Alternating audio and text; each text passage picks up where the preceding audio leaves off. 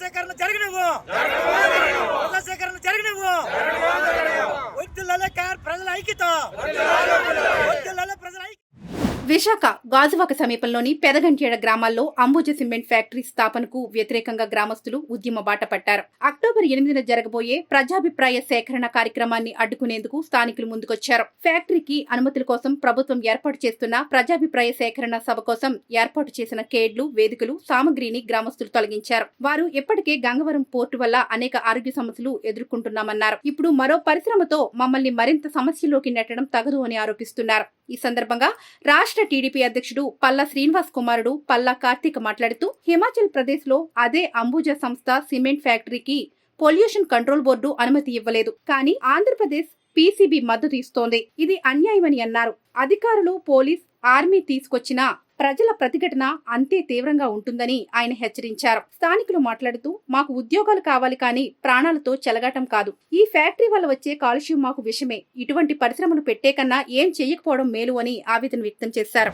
ఇక్కడ గాజువాక పెదగండ మండలంలోని Adani owned Ambuja cement factory వస్తా అంటున్నారండి. ఇక్కడ ఆల్రెడీ గాజువాక ప్రాంతంలోని చాలా వరకు పొల్యూషన్ ఉంది. ఎందుకంటే మనకి షిప్ యార్డ్ గానీ, పోర్ట్ గానీ, స్టీల్ ప్లాంట్ గానీ, ఫార్మా ఇండస్ట్రీస్ గానీ, దాని వల్ల మనుషుల ఆరోగ్యమే క్షీణిస్తుంది. దాంతో పాటు సిమెంట్ ఫ్యాక్టరీ వస్తే ఎలా బతుకుతారండి? హిమాచల్ ప్రదేశ్ లాంటి దాంట్లోనే అదానీ ఓన్డ్ అంబుజా గ్రూప్ కి హిమాచల్ పొల్యూషన్ కంట్రోల్ బోర్డు కొన్న వాళ్ళకి చాలా వరకు వాళ్ళు మెయింటెనెన్స్ లేదని చెప్పి వచ్చింది. ఎన్జిటి నేషనల్ గ్రీన్ ట్రిబ్యునల్ కొన్న ఆ ఆర్డర్ ఉంది, వాళ్ళు మెయింటెనెన్స్ లేదని చెప్పేసి. అలాంటి హిమాచల్ ప్రదేశ్ లోనే రిజెక్ట్ చేశారు. ఇలా ఆల్రెడీ ఎగ్జిస్టింగ్ ఇండస్ట్రీస్ ఉన్నాయి. గవర్నమెంట్ చూడండి, హిల్ స్టేషన్ లాగా జిప్సం ఉంది. ఇలాంటివన్నీ కూడా ఏపీ పొల్యూషన్ బోర్డు మరి కళ్ళు మూసుకుందా? అసలు పబ్లిక్ హియరింగ్ పెట్టకూడదు. ఎందుకంటే అది తెలుసు, స్లాగ్ ఉంది, యాష్ ఉంది, ప్లాంట్ లైమ్ స్టోన్ ఉంది, క్రషర్స్ ఉంటాయి. ఎంత పీపీఎం అనేది తెలియదా? ఒక మంచి ప్యానల్ ఉంటది, హైయర్ ఇంటెలెక్చువల్స్ ఉంటారు. మీరు అన్ని ప్యానల్స్ వేసుకొని కొన్నా వచ్చారంటే మీనింగ్ ఏంటి? అంటే మీరు అగైనిస్ట్ లా, అంటే మీరు మీ డ్యూటీస్ కి, ఎథిక్స్ కి విరుద్ధంగా వెళ్తున్నారు. సో ఇలా విరుద్ధంగా వెళ్ళారనుకోండి, మీరు మర్చిపోకండి, మీ అంటే మీ చదువుకి మీకు గౌరవిస్తున్నాం, అంతేగాని ప్రాణాలకైనా పోవడానికైనా సిద్ధమే.